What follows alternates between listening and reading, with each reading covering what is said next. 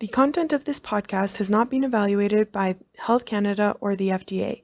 It is educational in nature and should not be taken as medical advice. Always consult a qualified medical professional to see if a diet, lifestyle change, or supplement is right for you. Any supplements mentioned are not intended to diagnose, treat, cure, or prevent any disease. Please note that the opinions of the guests or hosts are their own and may not reflect those of Advanced Orthomolecular Research Incorporated.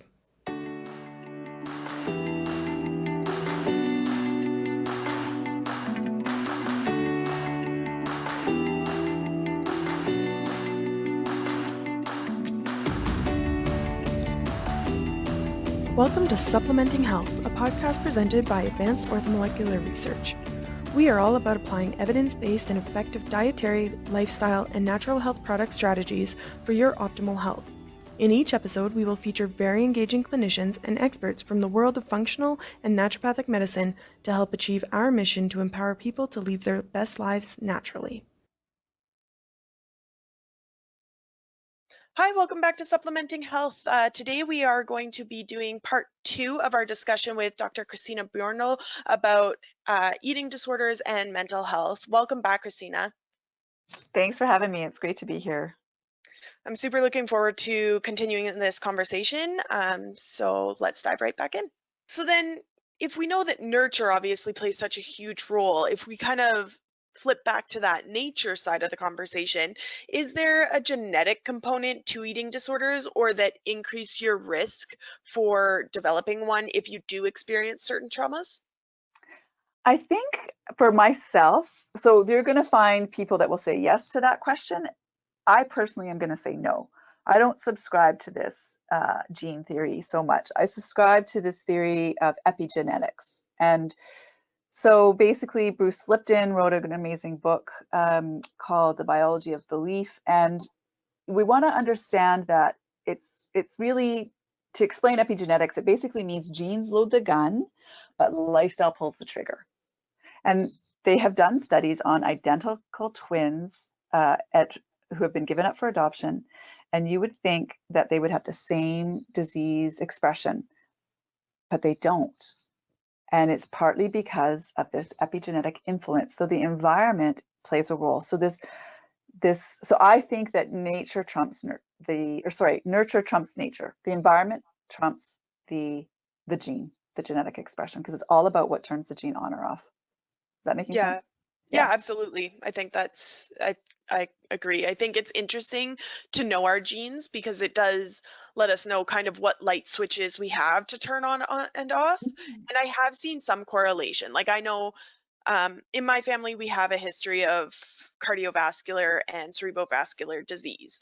And when I've done my genetic tests, I have predispositions for that. And those have been confirmed with other types of testing, like my fatty acid profile or, um, different types of testing that can tell you Mhm. whether or not you are absorbing the nutrients or you're doing certain things.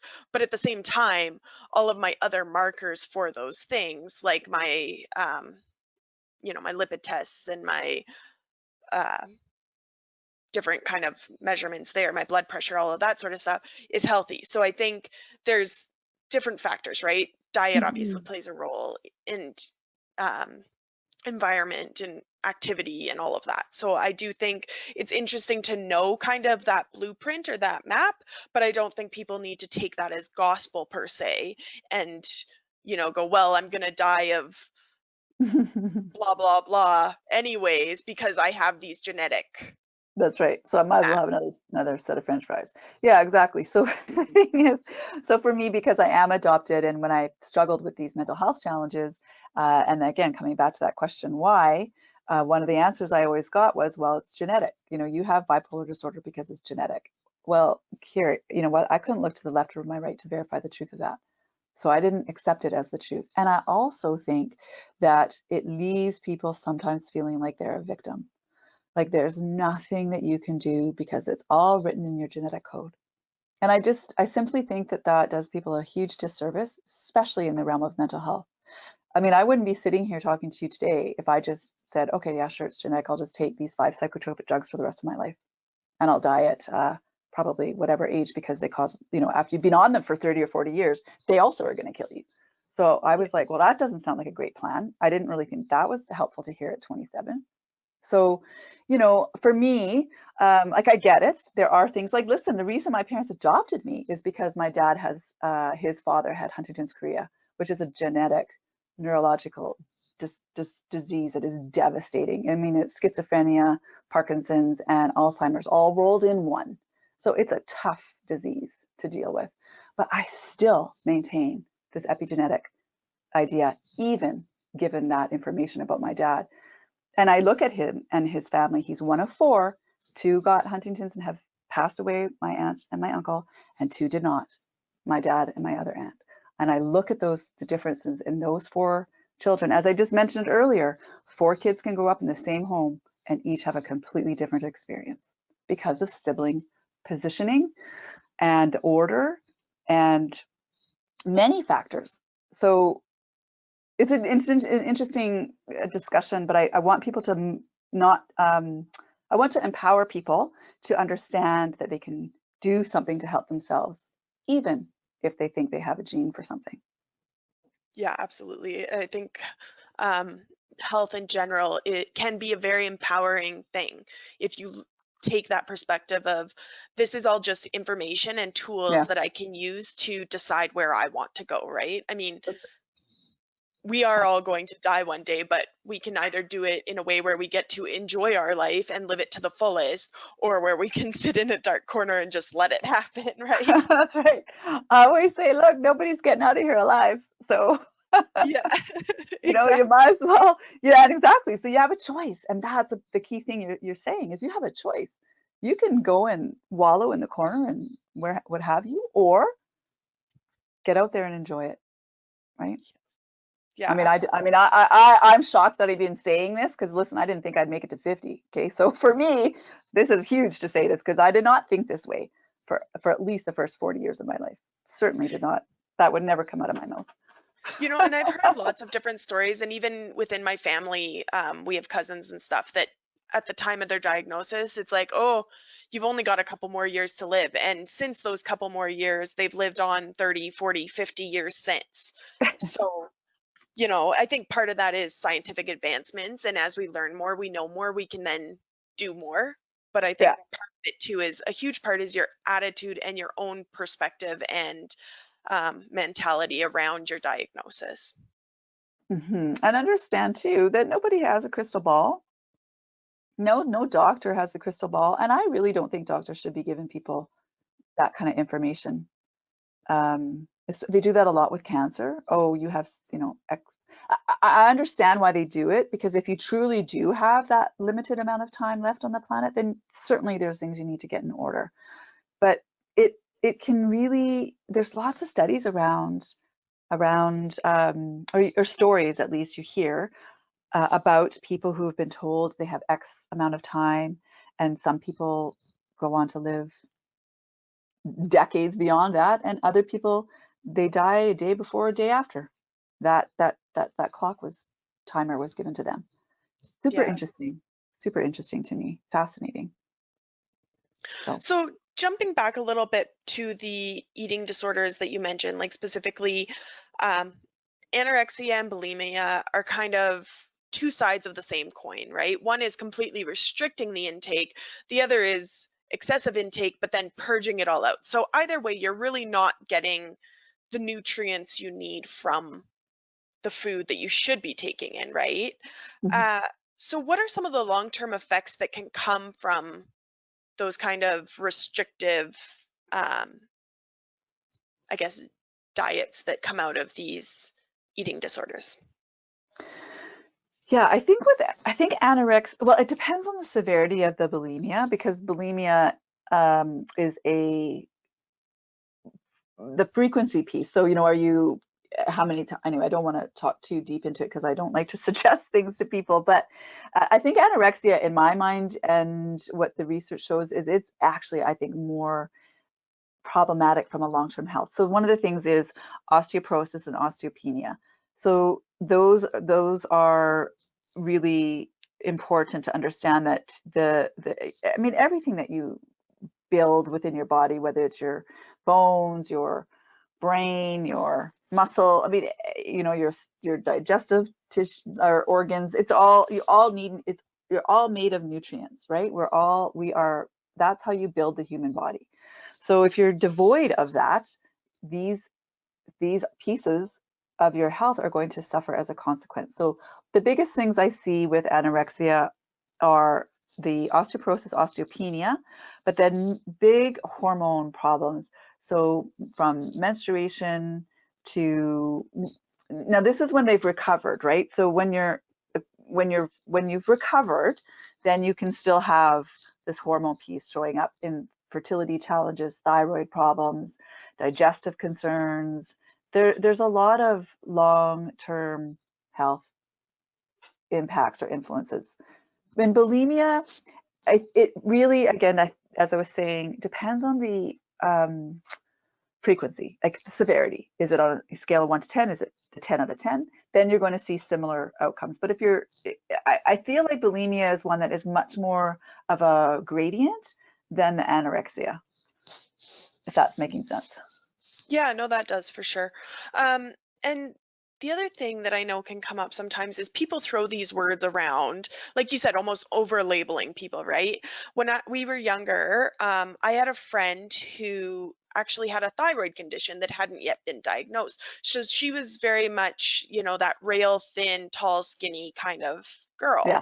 Um, and people would say she was anorexic, which she wasn't. She was very active. She ate plenty of healthy food, and it actually really upset her because she'd been given this label by other kids or other people that did not at all reflect who she was. And eventually it came out that she did have this thyroid condition and she was able to get the proper help to fix Hmm. the issues. But um, giving out those labels, I guess, unnecessarily or excessively can also have an impact and potentially even cause some of those little T traumas that we were previously discussing, can they not? Yes, absolutely. I mean, in your friend's case, that to me is very I actually have a patient right now that's similar in that regard. Like she's quite thin, her doctor keeps telling her she has an eating disorder, she doesn't. So it's a matter of, and this is why I love naturopathic medicine, because we really take the time to sit with you to understand what's going on and try to determine what the root causes can be.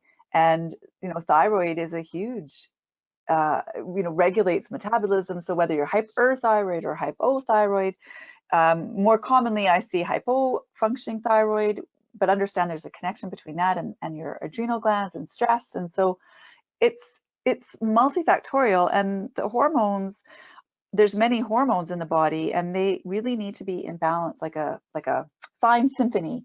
And if one organ's out of tune or one violin is out of tune, i.e. one hormone's out of balance, it can throw the whole symphony out of balance. So we want to be always looking at and listening to people, like in your friend's case, in my patient's case, it's not an eating disorder, and that can be, I think it's insulting to them. It's hurtful. It's not. They're not being heard, right?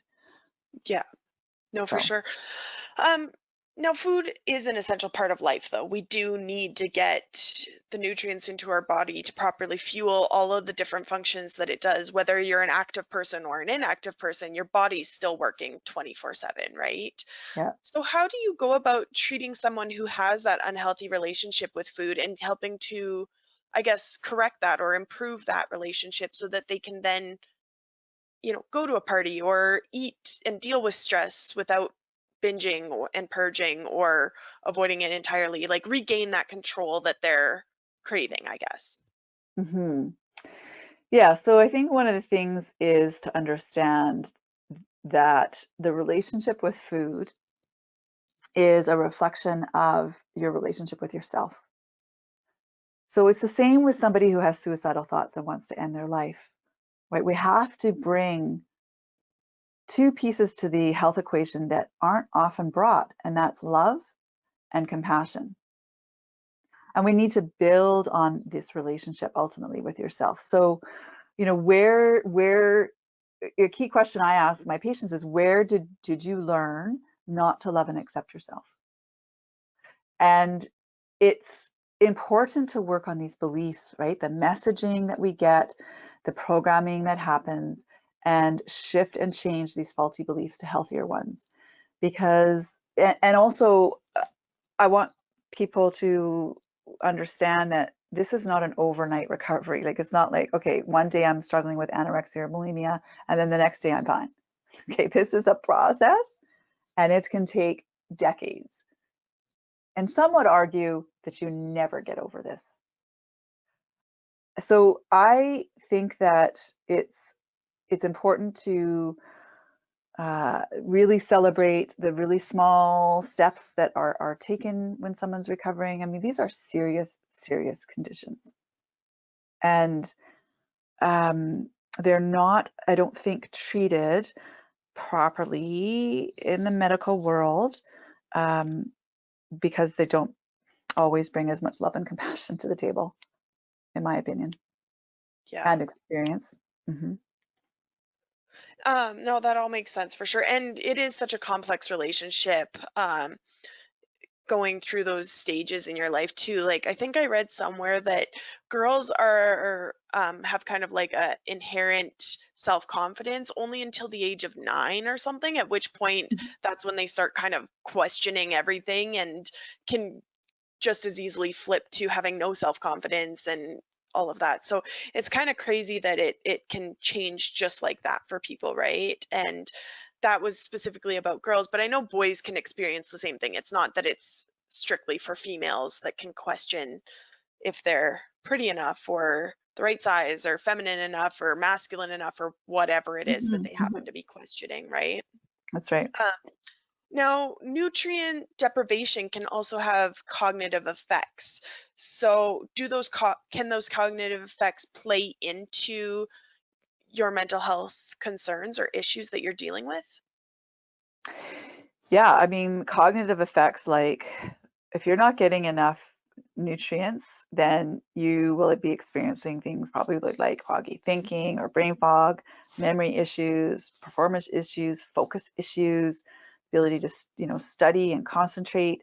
So, and then that then feeds into, okay, well, the depression and anxiety, and it's a really vicious cycle. And would body dysmorphia be classified as a form of eating disorder or play into eating disorders as well? So technically, you would think, yeah, that would be an eating disorder, but technically it's actually not. Now it can be seen in people with eating disorders, but it's a distinctly different issue. So basically it's classified in that DSM manual more under OCD. So Oh, it's more of an obsession or a preoccupation with your, one or more perceived flaws in their appearance. So this can be not just around food, right? But it can be around um, how your hair is, or your nose, or any body part can be a subject of concern. So that's why I think it sort of, it crosses over into both categories. It's a mental illness slash eating disorder. Could be interesting. considered. Yeah, yeah. And what should friends and family look out for in loved ones that they believe might be at risk for an eating disorder or in the early stages of an eating disorder? So a book I'm going to suggest, so for parents to read, is Hold On to Your Kids: Why Parents Matter More Than Peers. This is a book by Gabor Mate and Gordon Neufeld. It's important to read when if you're expecting, or when your kids are before the age of 2, and again when they're heading into those tween years, we can call it, so 8, 9, and maybe for boys more like 11, 12.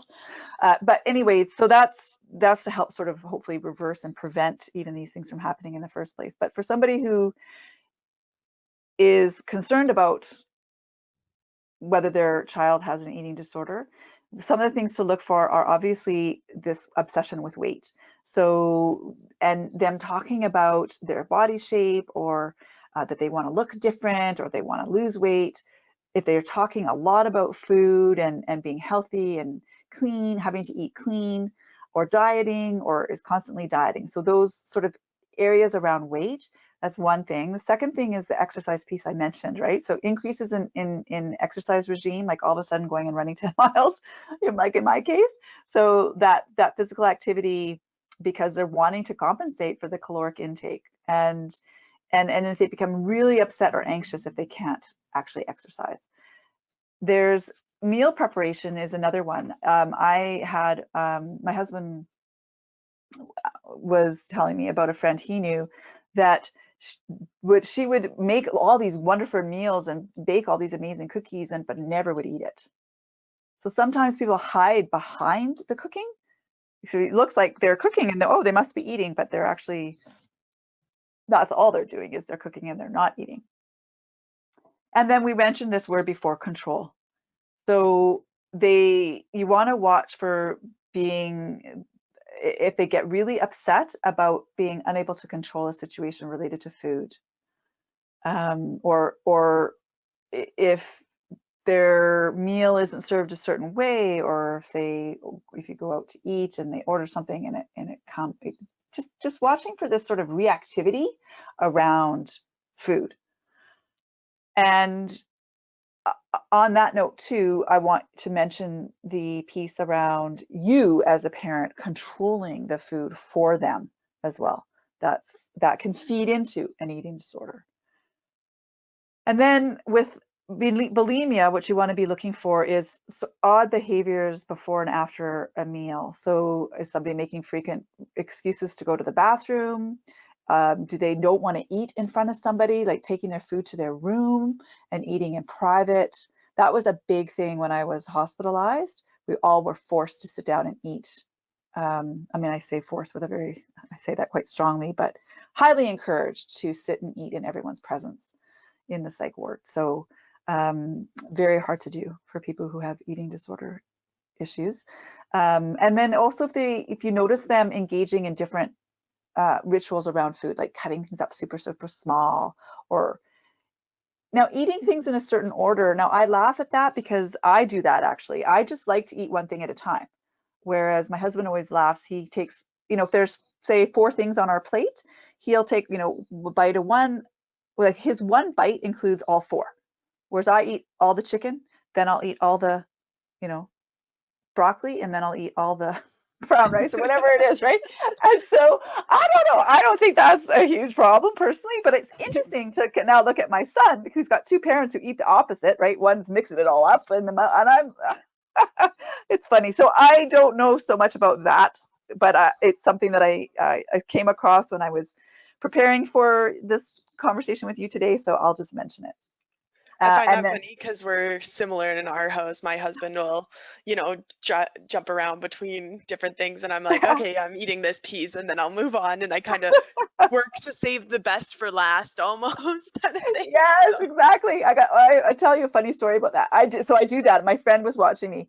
It was my friend's husband actually, and this meat he had made, it was really delicious. And anyway, I was saving, so I ate most of it, but then I saved like 2 bites. I went around the plate and ate the rest, and then just when I was about to eat the last piece, he grabbed it off my plate and ate it. I was like, no, no.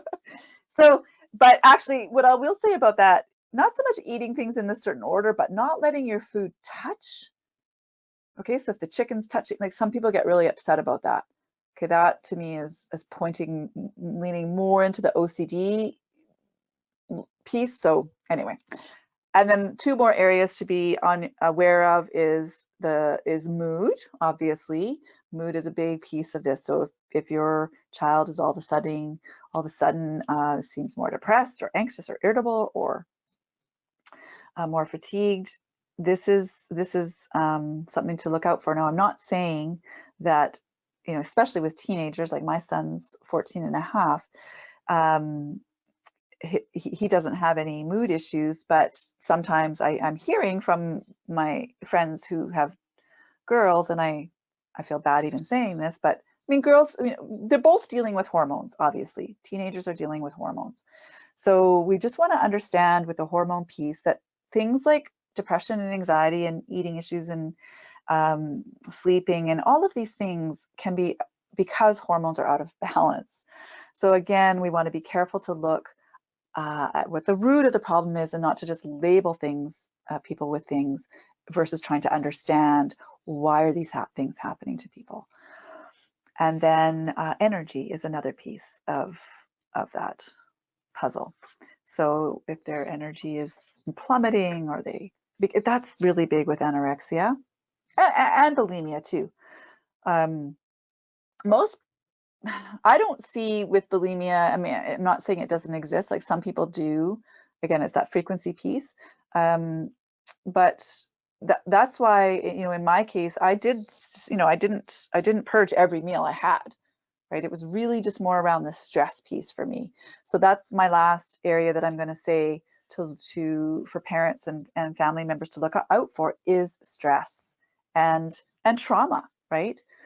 That we talked about earlier. These traumas don't just happen under the age of 10. They can happen at any time in our lives. So what's been the shift perhaps in their behavior as a result of the stress or the trauma? Yeah, no, So that all there's makes lots of things to look for, right? Be aware. Yeah. absolutely. One last question, because we are reaching the end of our time here, but you had mentioned controlling your kids' food, and I think we all try to control it to a certain degree, right? Because we want to make sure they are getting the healthy foods, they're getting their fruits and their vegetables and that sort of thing. And especially if you have a pickier eater, you want to make sure that you are giving them what they need as far as nourishment goes. So do you have tips for adults or for parents that can help them still ensure their kids are getting those nutrients they need, while giving their kids the autonomy that they're I looking know. for? Yeah, exactly. So um, picky eaters, just give them what that they will eat. So sometimes picky eaters understand that your taste buds aren't fully formed, when you're 3.5 years old. A lot of kids get labeled as a picky eater when they're little, and I would highly encourage you not to say that in front of your child, because guess what? They're hearing that. So don't be calling your kids picky eaters. Just they are eaters, and they will eat what they are able to eat based on their taste buds and how those taste buds are developing. So just give them more of what they will eat within moderation, obviously. If all they're going to eat is sugar, then obviously no, that's not what you're going to do. But you can work with a naturopathic doctor, because certain nutrients, whether they're, again, not eating enough or a broad range, can also be understood from a homeopathic perspective. There's wonderful different homeopathic remedies that can help shift the eating piece within younger children. So I'm talking sort of 7 and under. Now, you can also have a nutritional analysis done with a naturopathic doctor. I remember actually one of my very first patients many, many years ago brought her daughter, I think she was 3 at the time, very concerned about her eating. And I just, to help alleviate her concerns, I said, well, let's do a nutritional analysis. So I did, and I showed her that, your daughter's actually very healthy for what you are giving her. So sometimes these issues are the parent's issue. Okay. So my son, when he was a little baby, we're talking 6 months to 9 months, when food introduction was starting to happen, I was so stressed out as a parent about feeding him the right things. And he was already under, like, he was in the 5th percentile when he was born, and he fell off the chart. He never was on the chart. He's never been on the chart since. And I took him to the pediatrician, and she told me to feed him Fruit Loops, at which point I never went back. So, we get hung up about these numbers from the moment our kids are born. And I think we want to throw the charts out to some extent and look at the idea from a health perspective, not from a chart perspective. Breastfed babies are not as big as formula fed babies, number one. And just moving into adolescence here, I was thinking about this with my own son, finding the balance. Well, actually, I'll back up. So when he was a baby, and I mentioned those struggles that I was having with his eating at 6 months old, I had a huge aha moment. I'm like, oh my God, this is my issue. He doesn't have an issue. I have the issue. Okay. So I had to work on myself. Now that he's 14 and a half, I'm still finding the balance here. This is tough. I'm a naturopathic doctor who has had an eating disorder. I have all this knowledge about the damaging effects of sugar and pop and processed foods, and it can be a challenge, and it's a challenge for me.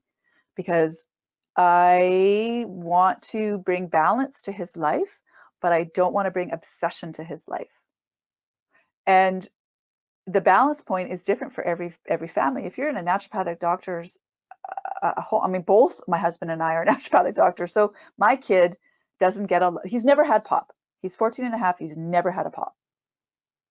So I'm not saying that I'm not saying this to say that I'm anything. I'm just want you to understand that I still deal with this with my own kid, and I have to be very mindful of this relationship because I don't want him to be obsessed about sugar. And in December, he decided to do a sugar challenge with his buddy, and they quit sugar for, well, it was a competition to see who could outlast the other. At first, I thought, oh, that's kind of great, good for you, way to go, right? Then I started thinking, oh, is this a good thing? Like, that's not super balanced, but I do think ultimately it's a good thing. Anyway, he lost.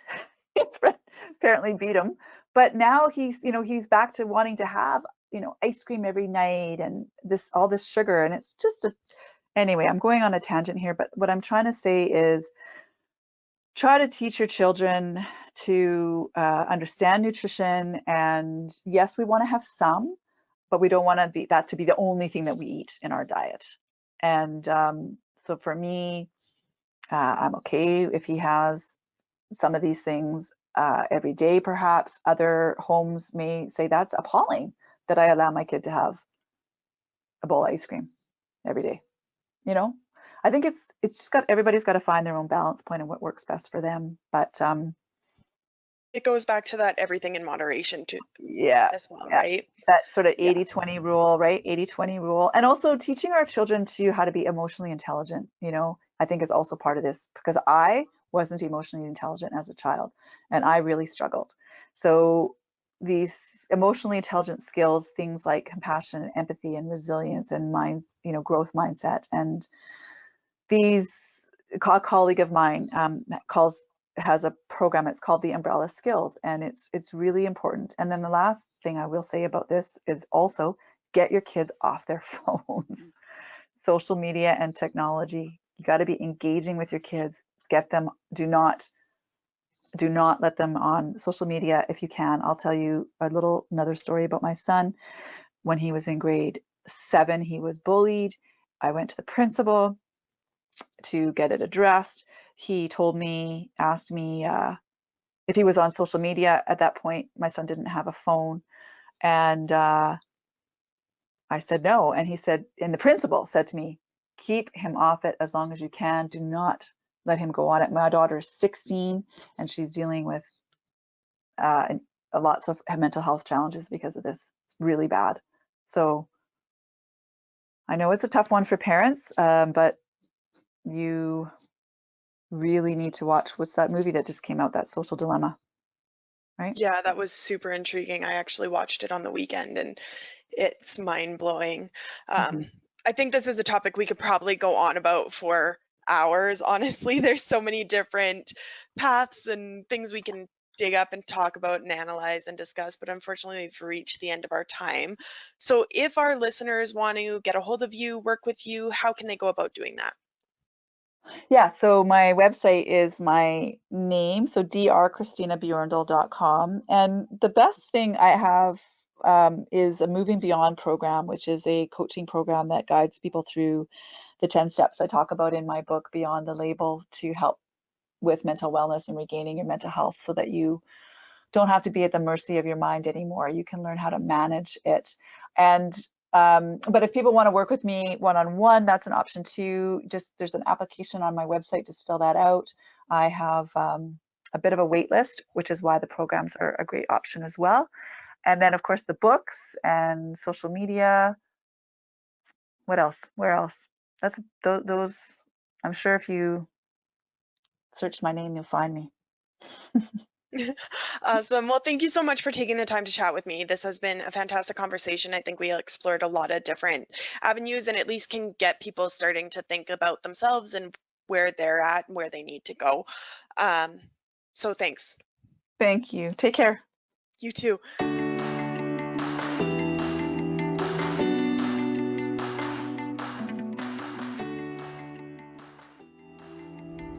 Thank you for listening to Supplementing Health. For more information about our guests, past shows, and future topics, please visit aor.ca/podcast or aor.us/podcast. Do you have a topic you want us to cover? We invite you to engage with us on social media to request a future topic or email us at marketing@aor.ca.